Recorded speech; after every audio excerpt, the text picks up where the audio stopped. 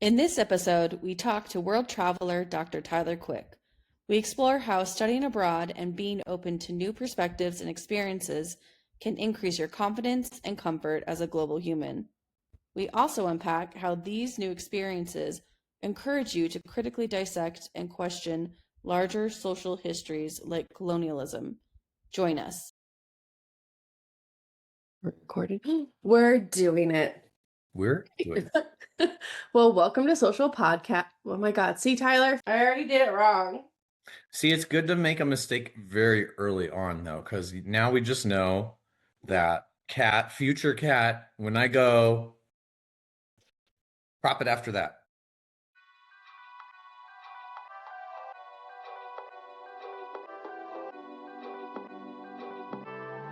Welcome to Social Objects, the podcast where we dive into the lives and shared stories of the objects we make, use, and cherish.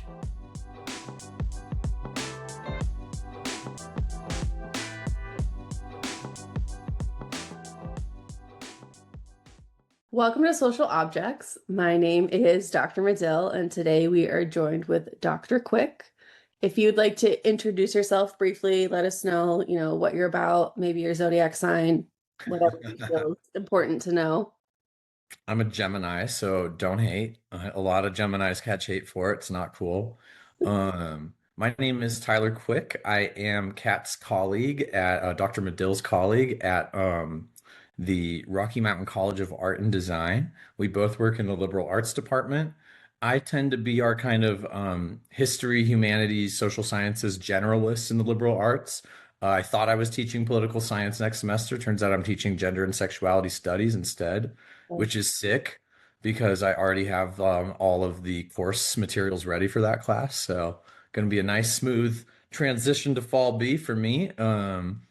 I don't know what else to say. I think we want to discuss this right here. Yes, totally. And so if you could describe the object for us, for the audio listeners, that's a good place to start. So this is a pipe, except for, if you look really closely, I don't know if you can see. Nope, it looks like an impenetrable hole. Oh, there you go. There you go. You can see that this pipe is actually completely solid.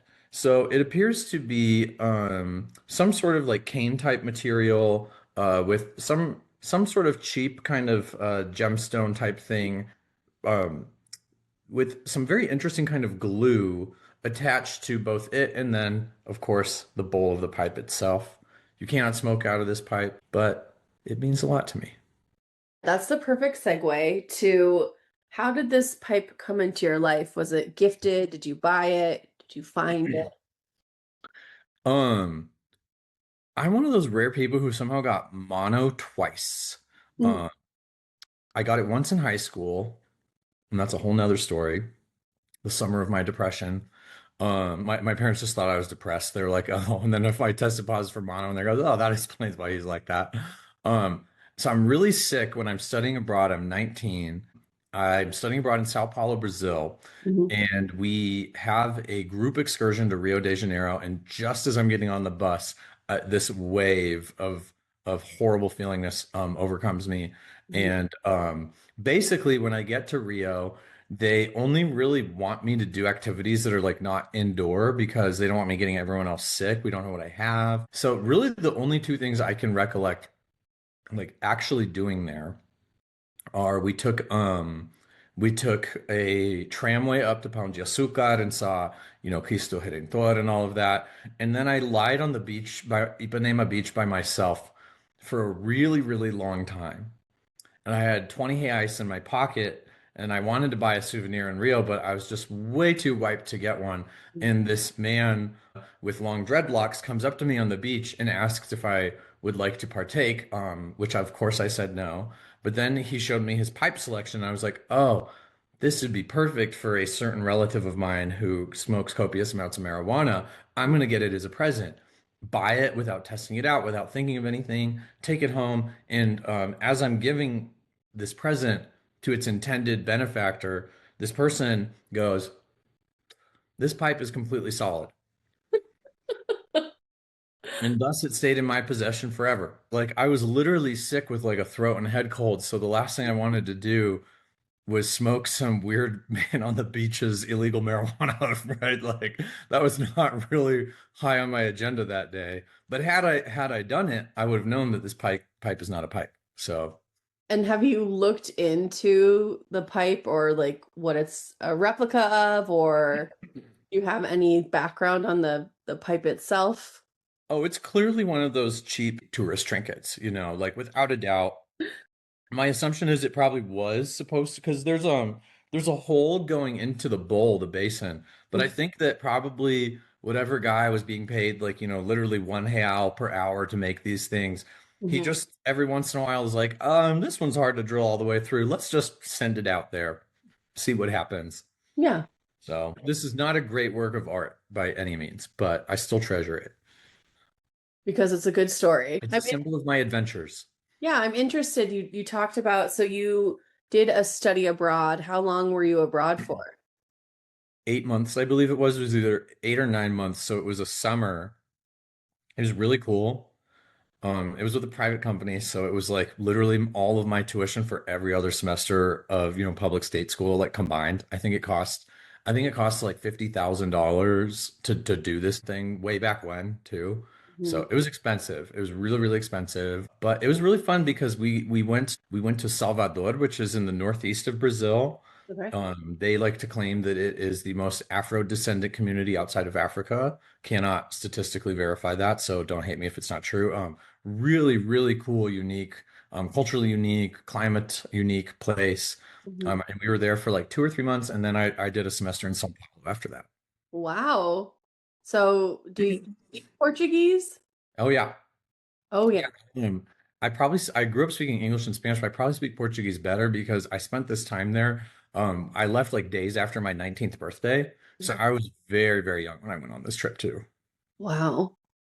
That's crazy. So now I'm like on this connection to travel. It seems like traveling's like a big part of who you are. Are there other places you've been, or how did that become a part of your personality? When I was in my 20s, my friends, if they had any extra money, would go usually to like one of five cities like New York, LA, San Francisco. Years later, Puerto Vallarta got in the mix, but basically they would go, like they approached traveling like almost like they were like I don't know, like anchovy fishermen, right? Like just get an enormous ass net, find a city with tons of gay guys, go there, cast your net. And it just never was very interesting to me. And I also had less money than they did. But Mm. what was interesting is for saving up less, I was still able to travel really exciting, cool places throughout my 20s. And they were, with the exception of two, all solo trips, which I'm like especially proud of too. Yeah. My friend Hillary, shout out to Hillary. If you're watching, Hillary Grossman, you're awesome. She went on two of these trips with me, and otherwise, every last one of them I did by myself. So How do you get the courage to solo travel? I also love traveling, but I think, I'd like to have someone else with me. There's something about like in my rationale, like having someone witness my witnessing a new culture, right? Like what made you feel comfortable doing that by yourself? it's so crazy. I think it actually goes back to that study abroad is that I was, at first I was really, really uncomfortable on that study abroad. I was quite a mama's boy. Um, I had never really been out of Colorado for more than like a week or two at a time. Um, Colorado's kind of a bougie place, so I don't think I realized that until I'm in the favela and Brazil and being like, oh, people live like this too. And I think by the end of that trip, I had been so pushed beyond my limits at such a young age that I actually, after that, started feeling very comfortable. Mm. And there's other stuff too, like gay kids are always alone in high school, so I think that's part of it also. Really, it was after that study abroad that I went from fearing being alone to like maybe some of my best moments have been traveling alone. Hmm. And it sometimes it's been long. Like I went to when I graduated from college, I was in the UK and Ireland for 6 weeks. When I started grad school, I was in Southeast Asia for 6 weeks. So it's being gone for 6 weeks is incredible, actually. By yourself. every meal was $10 because you're in Southeast Asia. Like it was honestly, that was not like a challenging trip at all. That was the time of my life. Mhm. How do you navigate? I guess I'm looking for like tips, right? Because in my ideal world, we have RimCAD students listening to this podcast. And so for any student who's like interested in studying abroad or maybe even staying in the States and traveling in the States but by themselves, what kind of tips do you have to help with that discomfort? Or is it kind of like you got to get through it and experience it to understand it?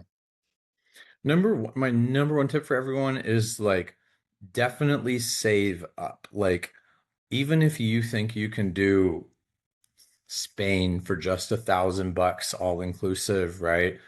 Save up another $500. Don't buy a vape, don't buy Postmates. Just because you're gonna be grateful to have some creature comforts along the way. So that's like number one. Um, Number two is at least know how to say hello and thank you in the language. Like that is absolutely essential because you're gonna want to, it's actually better. Like, could you imagine if you got through your whole day here only having to say hello and thank you, and people would like smile at you and be like, "Oh, awesome, awesome." No, in America, people want to talk to you all the time, right? So it's kind of nice, like all you have to do is say hello and thank you, and people will be so kind to you. Of course, the last thing though is be open to making friends. It's funny because I actually deleted my Facebook a number of years ago, and now I'm trying to track down. I had made all of these friends, Kat, from all over the world. There was this young woman from Germany who accompanied me for a week in Ireland. Like we met at a hostel. We really got along, and then she just kind of came with me throughout it. There were there were a couple of Israeli guys. It was actually really hilarious though, because it turns out that the Free City of Derry is not a great place to travel while Israeli. So my bad for bringing them there. But yeah, who would have thought a place known for leftist activism would make it difficult for two guys who were taking a break from the IDF? But yeah, I made friends from and like then in all these countries I know people. Like I know people in pretty much every country in Europe, Southeast Asia, South Africa, Latin America. Really, if there's a country that travels, that sends out travelers, met random girl from Kenya, befriended her in Vietnam. Uh, it's awesome. And there are people I can literally call up and be like, "Hey, I want to come to Germany, but I don't want to pay to stay anywhere. Can I stay with you?" Yeah, I think That's the that's a best great hack. service. Yeah, like those connections and not having to pay, or maybe you have to pay for a hotel, but you have like a local guide, right? I always think that's fun to have someone who knows a city or a place differently, right? Than if you Google, where should I go? I think that's always exciting. Um, I also have to say, hate to say it, but like Tinder definitely served me well in those countries as well. Hire you a nice private tour guide on Tinder. mhm. Be safe. Yeah, for sure. For sure. But that's why you meet at the Louvre, right? Mhm. Very public, have someone know where you're going. Or swipe right if they work at the Louvre, even if you're not into it, like just swipe right. If they're doing something cool, swipe right. Doing something cool. That's the tagline for this episode. If they're doing something cool, swipe right. How has your study abroad and travel experience informed your practice today as an educator, as a researcher? Academia is a whole nother story though. And I guess to an extent that as a white Anglo working in this field, I think doing this has been essential to me understanding things that we have to teach about. Like, for example, I teach the World Thought 1 and World Thought 2, that being more important, sequence of basic humanities courses. And I think that a lot of other white people that don't have exposure to other points of view would have a very difficult time explaining the kind of grand narrative of the past 500 years, which is colonialism, right? Colonialism has been apocalyptic for indigenous people across the planet. And it's one thing to read about it in a book. It's quite another to be in Brazil, to Mm. be in Morocco, to be in Vietnam and see it. It's easy to see in Vietnam because they have a little man with a bullhorn who like drives around all day on the way going American imperialist up our country, right? So Vietnam makes it very easy for you. They make sure that you don't leave without knowing that, oh, from their point of view, we were the bad guys in the Vietnam War. And it's important for students to know these things, right? To know that there's always other perspectives. I think that's important, right? To bring in your lived experience. I think students are benefiting from what you've experienced. When you talked about colonialism, and I'm trying to figure out how to phrase this specific question, but because you've traveled so much, and maybe we can bring it back to Brazil, or if there's a different country you've been to that fits this question, I'm wondering if, in terms of optics, right, in this era, have you noticed any visual patterns or ways of engaging that kind of harken back to colonialism, or would you say colonialism is still present in these spaces? Like, what is the legacy of colonialism where you've been? And I know that's a big question, so you don't need I to mean, it solve it brings us all. back to the pipe, I think, actually. Mhm. You know, um, the last place I went abroad with was Athens, and Athens is kind of a rough town for the most part. But there's one section of it where I swear to God, you turn this corner and there's just like fairy lights and artisanal shops Mhm. and you know, mixed in a Louis Vuitton here and there. Mhm. And this neighborhood is built for the benefit of wealthy Athenites, but it's also clearly built for the benefit of wealthy tourists as well, because it is just north of the Parthenon and all of the other kind of touristy areas. Um, and what's so interesting to me is that what we're seeing now is kind of a third phase of like what some folks would call neo-colonialism or purely neoliberal economic colonialism, in which the elites of the world are kind of blending into one singular community or ethnos, Mhm. while everyone else is just like, hey, the best I can do is a mud pipe, but I really actually need you to buy it from the wealthy tourist to buy it from me as well, right? Mhm. The entire economic structure of places is built on tourism, right? Which is probably not good for those places. Mhm. There's no sustainability, and it creates what, back in the day in colonial theory was called dependency, right? And I see that a lot in my travels and try to do what I can to do things differently. Mhm. But sometimes, weirdly enough, doing things differently is when the clearly destitute man comes up to you with a busted pipe. You just say, fine, I'll buy the pipe. Yeah. 10 ice? Really? That's what you want for it? Okay, fine. It's not even worth five, but fine. Mhm. Totally. I keep asking you about strategies, but I think that's one as well, as going to these new places and recognizing that in terms of monetary value, right? Like, equally, I've been abroad to other countries, and someone's giving you a price they wouldn't give a local, but it's accepting or understanding that, yeah, but to you that's not going to break your bank, right? It's an applied way to kind of understand either your perceived or actual kind of economic status within a global setting, right? Like, so I do think those experiences, I know we started, and you're telling us, right, like you were laying on the beach, it was kind of like this chilled experience, you bought the pipe, but when we talk about it more, it's much more nuanced, right? And I know because I know you were thinking about those subtleties as well, right? Like, you're like, oh, Absolutely. I wanted a gift for my friend, but also you knew the power kind of dynamic happening, and you knew what that could mean, right? So I think that's really interesting. Every other gringo is just going to be like, no, move along, Yeah. right? So for me, did I need the pipe? Did no. Um, just another little vignette of that is I'm really lucky that when I went to Southeast Asia in 2017, Myanmar was still open to tourism. I mean, there was like a 3-year window where it was between the first junta and the civil war. Um, so I went, and when I'm walking through downtown Yangon, I kind of stumble into the Muslim quarter because I'm out looking for Indian food. And there's this young man, he's presumably Rohingya and Muslim, who like keeps trying to take me to his friend's special shop. And I'm like, okay, kid, Mhm. like I lived in Brazil, you're trying to rob me. I get it. I totally get it. So what I did instead is I actually took him out for a meal and like talked to him for a little bit. And then when I left, I gave him some money, right? Mhm. Because, like it's not just being aware of your privilege. It's also if you are aware of your power, you won't be afraid of everything. Hmm. You won't be afraid of the other all the time. There was a news story that came out somewhat recently about how in the Paris Olympics, um, you know, generally these societies are a lot less violent than ours, and they were having a problem with American tourists viciously attacking gypsies who mug them.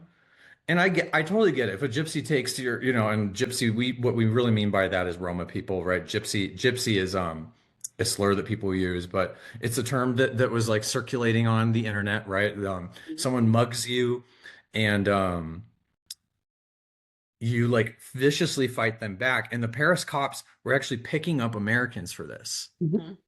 Like the Paris police were actually arresting Americans for this, um, because it's not a reaction you would have in their society.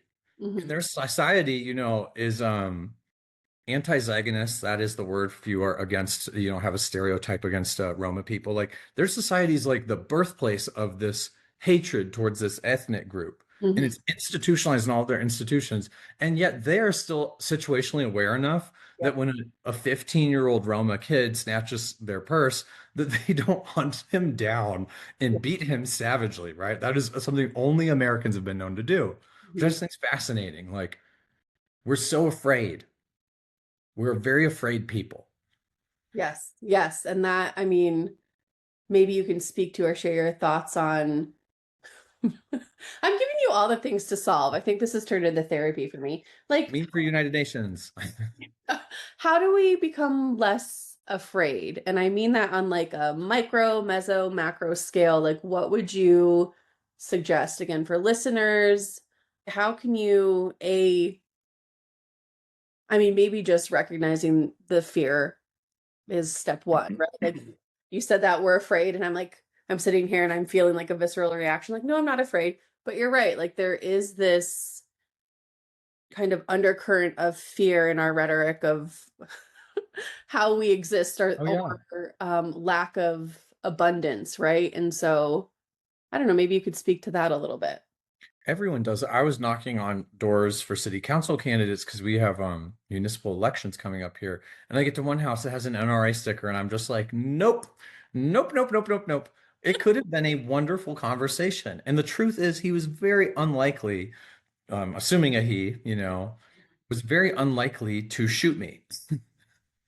The odds of this person actually shooting me are very slim. So, but for whatever reason, when confronted with difference, this time I just said, nope, Hmm. nope. And everyone does it. I don't think you can get through life without doing it. But one thing I would say to our students, if they're listening, is that you have to be open to difference. You have to be open to difference, to a different lifestyle, and to just seeing what someone else is about. I have no doubt in my mind that the man smoking weed on the beach, smoking the pipe, is like, I don't think that he's like a bodhisattva, right? Yeah. I doubt that he has some nonprofit that like gets kids out of the school to prison pipeline in Brazil, right? Like, I'm sure he's a normal dude, Hmm. but it shouldn't require someone to be Mother Teresa for me to interact with a stranger in the first place, right? Preach. Yep. Yeah. I think that's another, like, I have a lot of taglines from this conversation we're having. The idea of a martyrdom, right, to warrant, I don't know, like connection or reverence, right? It's the everyday kind of interactions and connections that still hold value and can inform your understanding of larger systems, right? And I'm really interested in, because you've been so many places and now my mind is spiraling, and I know we had a list of questions for everyone listening, but now I'm like, I've been going off cuff this whole time because I'm just really That's interested. okay. No, that's okay. I keep bringing the pipe back into it, so it's still the social objects chat. Yes, no, I love that. We love the pipe, and I think part of this platform that I really have enjoyed is that this object brought us to this conversation, right? It doesn't need to center the object, but it can be the impetus for these other conversations. My other question about studying abroad and living abroad for you is how do you think, or do you think if you hadn't traveled, right, how do you think your experience today would be different? It really just depends on where I went and when, right? Like I can't tell you if the bubble bath party in the Budapest bathhouse was life-changing. Probably not. No disrespect to Budapest, but it was like a scary and racist place actually. So I don't think I am forever changed by my time in Budapest. Mhm. Um, but there have been a few of these trips that were really transformational for me. Usually the big ones, but anytime there's a moment where clarity is produced by having a really difficult encounter with the other, or Brazil was a very difficult place for an American to live because you'd think they would be very similar to us given kind of similar histories, but no, I mean culturally it's a very different place than here. Mhm. Dating was different, parent-child relationships different, norms around communication different. Weirdly enough, you would like I think a lot of people would be very surprised to hear this, but Brazilians are so obsessed with cleanliness that it actually freaks me out. Oh, wow. Brazilians, as almost universally, Mhm. like are very, very obsessed with cleanliness and keeping things clean. So like, if like toothpaste was left in Mhm. the sink and like a mark on the sink, my host mom would actually freak out. So there were just things you didn't expect. But that trip really broke me down so I could rediscover who I am. Mhm. A few others are like that. So you had a host mom, was it how was that family constructed? Was it like a mom and a dad and kids, or So I had three actually. I had one in Salvador who and like here's another very interesting thing about Brazil, right? Is that it was very normal for this 65-year-old widow and her two children, one who's 35 and the other is 40, to live at home. And it was what was really interesting to me is that the daughter who was 40 was a medical doctor Mhm.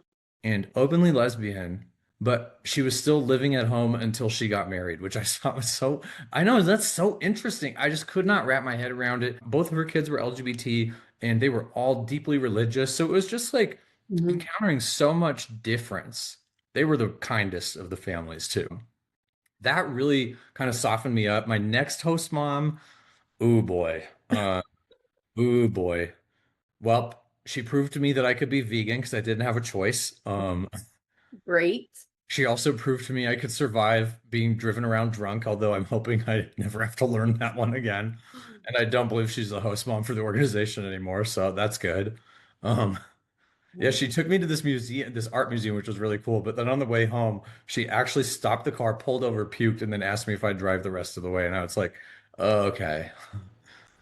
Oh my God. And Well, then my third host mom ran a nonprofit, and she was really cool. And she had a daughter my age, so are these like your Facebook connections? Are you in touch with them in other ways today?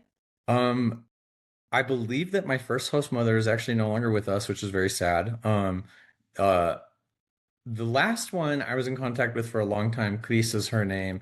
Hopefully, I can track her down. I just got back on Facebook like 9 months ago, so I'm like slowly kind of tracking folks down as I go. I also do want to talk about, so to bring it back to the pipe, Hmm. it's like preparing for our chat about your object, and my rabbit holes connected like pipes as indigenous objects in Brazil. And I'm wondering, while you were there, and I know, so I live in the American Southwest, right? Hmm. And I grew up in Flagstaff, Arizona, and we have a reservation close to us. And there are stereotypes about our indigenous communities that are harmful or Hmm. romanticized, or right, like there's not really a clear or genuine picture of these communities. Did you experience any of that in Brazil? Like, is there a an archetype to their indigenous populations, and do you know who their indigenous populations are? What's interesting is that from about I don't know, it depends. I mean, it really depends, but really Brazil is most heavily populated along the Atlantic coast, right? So the further south and the further toward the coast you get, indigenous people are often kind of an afterthought in the way that they are in the places in the US where they're not particularly present. Colorado is actually a great example. And we have a fairly large Native American population, but the population here is so overwhelmingly white that like oftentimes Native American art is sold in a store by white people, right? But Yep. the professor of Native American Studies, white dude. So it's which certainly not universally true, but throughout much of the US, Native Americans are treated as historical objects rather than living, kind of breathing members of the community, which, of course, in Arizona, given how large the population is, it's different. Throughout most of southern Brazil, it's more like the former example, right? And it's a particularly tragic story because the Tupi, the indigenous people of this region, they numbered somewhere between 4 and 20 million strong, depending on the estimate at the beginning of colonization. And they had not only a very complex society, which anthropologists love, because people with simple societies, oh, I don't know what's up with all that, right?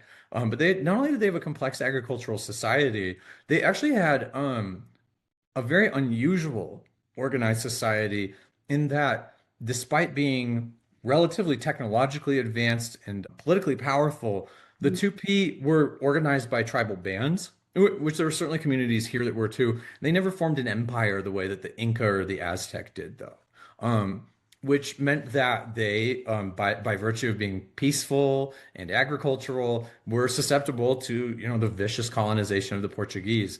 There are a handful of Tupi left in the coastal areas. I was privileged to meet some and work with some from the nonprofit that my last host mom worked with. But I Mhm. think the average person in Sao Paulo probably doesn't ever think about their indigenous population, like at all. Where indigenous people are numerous in Brazil, of course, is in the north in the Amazon. And stereotypes are very different, I think, than they are in the US, just because a lot of these populations are still living traditional lifestyles, Mhm. right? It's a really sad scenario with the deforestation of the Amazon going on as well, right? Um, I could keep going because I love talking about stuff like this, but I'll go ahead and pause it I for mean, the. I know. I think this is really interesting, and it's a valuable conversation, right? Again, because of your lived experience with this, right? Like I think about, I'm gonna make about me for a second, but I think about, and I'll forever be on this soapbox, and I know it's shifting, but with my interest in museums, right, as institutions and structures, like we literally talk about how they're a product of the grand tour and white wealthy dudes collecting stuff and wanting to show it off to their friends, right? And so I think about how, and I know a lot of other people think about, there's this huge gap in how Western cultures collect or honor material culture. I've dedicated a lot of my time to museums, but the longer I'm alive, I realize maybe part of my journey is to be okay with deconstructing that need for an institution like that, which is crazy to say because I love museums and I love visiting them, but I think about how, or I think about what does it mean to honor and keep a culture or community alive through material objects, right? And so you're sharing about the indigenous people, they're still there, right? But then if we were to do an exhibition on, there's a high chance there would be some kind of like an observational, and maybe it's the anthropological. I took one anthropology class, right? So I know what I'm talking about. But the thing I struggled with those classes and those readings is the idea of like observing a community and then becoming not an expert but understanding the community through observation. And I'm wondering, what are your thoughts on how do we, as educators, as researchers, understand a community we're not a part of? Boy, I mean, this is the question, Kat, right? It's always the question. And I've thought about this a lot over the years, right? You can read Audre Lorde and Kathy Cohen and Bell Hooks, but if you're white, you're white, and that's that, you know. You're not black, you don't get it. You never will get it. Coming to terms with that and being okay with that is actually the starting point, right? Your job as an anthropologist is to describe as neutrally as you can.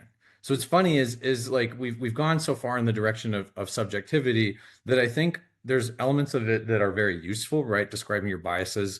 But there's also the whole like, oh, poor me, I'm white kind of thing that people do that really bothers me a little bit too. Because your real job, if you're to do justice to a population, is to editorialize minimally and gather as much as you can. Brazil's a great example because in Brazil, I guess one thing I didn't think about, Cap, which of course is the case, is that in Brazil, millions more people actually descend from indigenous folks in Brazil than do in the United States, right? Huge swaths of the population do. And what while that descent may not correspond to other forms of politics, one thing it definitely corresponds to is that on issues of colonialism, racism, especially with millennials, the average Brazilian is probably going to have a lot more sophisticated take than the average American. They live it, they understand it intrinsically. But I was at a Catholic university in Brazil, and I met people also who like looked like me, and they're like, "Well, what was the problem with colonialism?" Right? It's a multifaceted society. So you want to capture as much as possible and create like almost like a little model world for your people that your readers, right? And that's why I've always been of the opinion that starting and focusing small is better because, you know, I know a lot about South Korea, but I don't think that I am the person. I've spent like 5 days in Korea on a vacation. Like, I'm not the guy that you should be going to get like the definitive take on South Korea. Mhm. So then the next level would be absorb references so that if you don't feel like you can do justice to community, say, okay, go read this, go read that. Preferably multiple though, because the last thing you also want to do is be like, oh, you want to learn what it's like to be Mexican American? Well, just read Gloria Anzaldúa and you've got it. That's all you need to read, because that's the other kind of, I think, aspect of that, or reading the most popular ones again and again. So I think maximum exposure is the only solution. Maximum exposure. I'm just gonna create a line of like a line of items of the lines you've said today. Could see that on a tea towel. Maximum exposure. Wow, that's an intense tea towel. I think this is like a good segue or moment for a conversation on, and I lined it up and like, look at me getting better at interviewing. But one question I'm asking everybody is to put on your museum curator hat and think about if your object were to be in an exhibition. Walk me through like what would that space look like? How would the visitor interact with the piece? Would they? What would they learn? Kind of. That's funny. Um, there's a few different ways we could go with it, but it's like I would probably put it in like an awkward exchanges with tourist salesmen. Like I have a whole lot of other stuff like this that we could like put it with. And yeah, I would say like the anthropologist in me would be like these ceremonial gifts were created by local people in order to profit off of tourism. The tourist purchases them as a means of acknowledging the local economy and those who are left behind by it, right? And then I would have, what would I have next to it? I'm trying to think what else I've got like this. I have like these posters. I always get posters, postcards, bobblehead of Queen Elizabeth II. Yes. Yes. She right by the pipe. Yeah, I mean, like it's funny. It's like all the bad stuff out and about. I could probably go into my den and look around. Let's see, do I have anything else here? I did try to get rid of a lot of junk recently, so I'm kind of drawing some blanks right now. Okay, well that leads me to another I guess question or something we can talk about is in this day and age, I feel old saying that, but and from your perspective, do you think material items have value? And if so, like what is that? Like why would we conserve or preserve these things? Does it matter anymore? Or should we just, photograph them and have a digital archive that lives in the cloud? I mean, you're kind of asking two questions here. And when we talk about the production of things, I really do think humankind needs to consider whether or not we're good, right? Like the amount of things that we produce as a society. It's funny because you hear we live in a free market society and we clearly don't, right? Because supply so vastly outweighs demand for most things, which is why you're minding your business on Instagram and it's like, oh, do you have a bitey dog? Well, try our gum for dogs. It's like, what? Yeah. Could not possibly have had an audience for this product, right? There's no market that like why did you build gum for dogs? Yeah. But you know, which is something that literally was advertised to me recently. And also sounds dangerous for dogs. Yeah. But anyhow, at any rate, when it comes to like preserving things, that's when I take a different tact. And I'll admit, the home you see behind you is furnished by things collected by my grandmother, who I kid you not was a hoarder, like an actual hoarder with like piles and shit. So I'm mindful not to end up like that.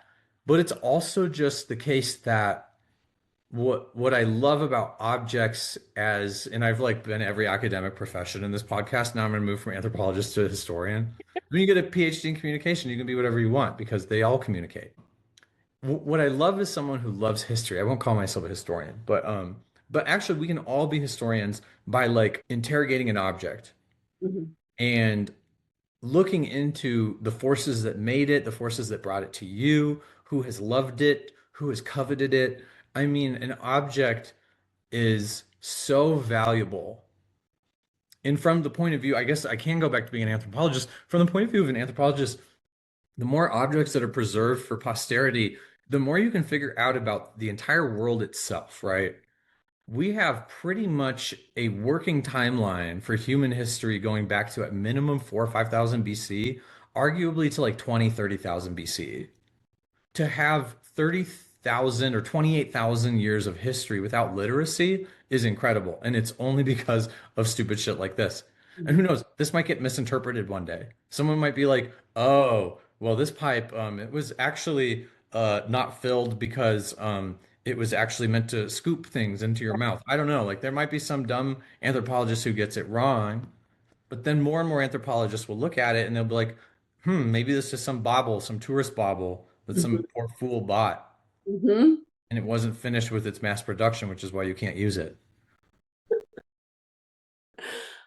I'm like in love with your objects now. I'm just loving Thank where you. it took us, and that you have this connection to it. And I think oftentimes because I've been inundated with like fine art, right? Like museums and fine art or high art, I can find myself valuing something that's behind glass or something that's in an institutional setting. I'm like, oh, that means it's important.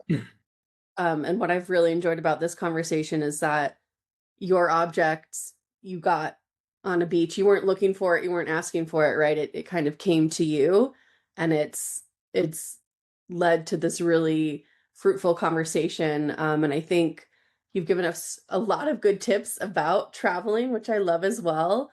And I think to wrap up, I'm going to ask you like three more questions.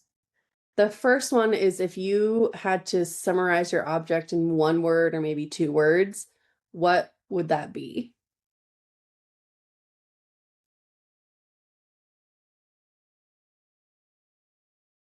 Anti-pipe. Anti-pipe. It's the anti-pipe. Yes. And an art historical reference, maybe, right? Like, this is not a pipe.